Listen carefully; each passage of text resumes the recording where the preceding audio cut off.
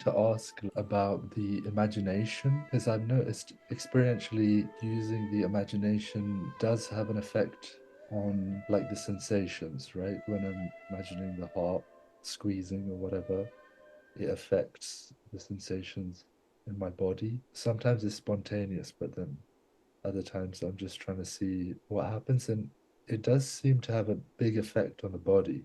Like, say, if I imagine myself perfectly or something, or full of love or something, like it affects the body. But then I've tried to sort of stabilize myself in this, but it doesn't work. In other words, the sensations are they're not long lasting. For example, the imagined thing or whatever, it stops, like the efficiency stops. So I was wondering, yeah, if you could talk about that, and also maybe what is the imagination, for example, like with the refuge, sometimes it feels quite real. Yeah, so I was wondering if you could just talk about that. Yeah, good question. Actually, your question is the heart of the generation stage, first part of the tantric practice, actually entire tantric practice. Imagination is the key element. You can say the key element to make tantra works. In other words, for the awakening happens. So we have to have that imagination. We start with imagination. There are many reasons for that. Even Tibetan term, sertap, so many times it appears in sadhana practice. Sertap is translated sometimes visualize, but it's not only about visualizing. It involves the entire senses. You can say the kind of feeling and the sense body, energy body, subtle body. So imagination is a setup that makes everything works. As you said, actually, you based on your own experience, right? If you imagine something, you are not just thinking or not only looking through your mind eyes, but the entire body involved. Because mind and prana go together. Prana is a subtle wind each of us has. We cannot see, but we can feel it. Body has many levels. I can say the 3 levels or the 5 levels, I can say. There's a subtle body level, which is the energy body. Subtle body is equivalent to the energy body, emotional body, and of course, subtle body. Imagination affect all different levels of the body. We start with imagination because that's most accessible. What do we want to do in tantric practice? We want to access the subtlest body, which is the subtlest wind, which goes with the subtlest mind, goes inseparable. So we want to get there, or we want to unveil that, but we cannot go directly. So we start with imagination level. We use this, energy body, and imagination and the mind connect to the energy body. Then energy body connect the subtlest mind, subtlest wind complex. Yeah, this is very important. If we don't have this understanding, then tantric practice doesn't work. Most of you are doing the generation stage. Generation stage is all about that, all about imagination. But it's not just imagining.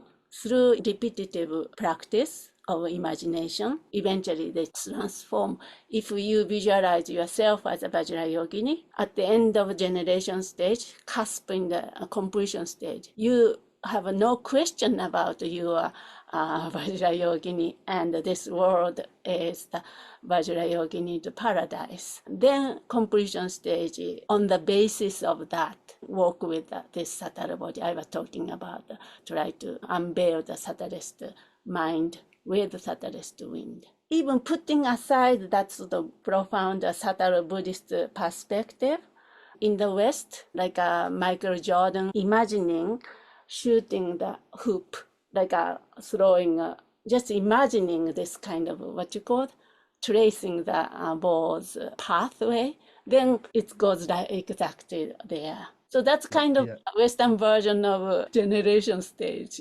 practicing those kind of using those imagination for mundane purpose. Yeah, if you're like a pianist, they'll imagine themselves playing preparation for their concert. So they imagine that they have a piano and they can feel the keys and stuff. Yeah, and then I wanted to quickly ask, like, sometimes I feel like a very deep connection to Vajrayogini, right? And it seems like some days is very easy, and then other days is not, you know, and there seems to be no connection, and I don't want to do the practice. I was wondering, do you have any like advice? Yeah, you are the only one who feels like that.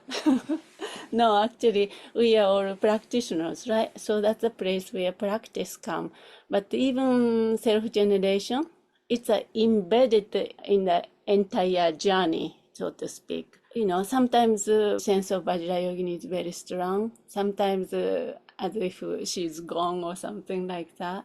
Then, of course, we have a bodhicitta and all these teaching, those two things, you know, love and emptiness, wisdom, compassion and wisdom. All things are important to cultivate and remind ourselves. Because Vajrayogini is the embodiment of that. Vajrayogini is not just a form. We have to really integrate, or we have to view everything in that way as well. Otherwise, we are so much caught by the form of Vajrayogini. Of course, that's the easiest, but even right now, when we close our eyes, do you have a sense of Vajrayogini? Even may not have a form of Vajrayogini, you know, that the body in a certain way of standing. No, but if you have this sense of love and wisdom of emptiness, the bodhicitta, then that's kind of expression of Vajrayogini. Yeah, started to have more integrative approach.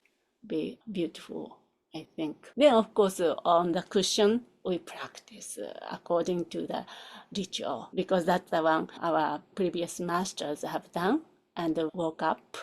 So we follow that, but off the cushion, we can try to integrate everything into Vajrayogini journey. So this is a very integrative practice, 11 yogas.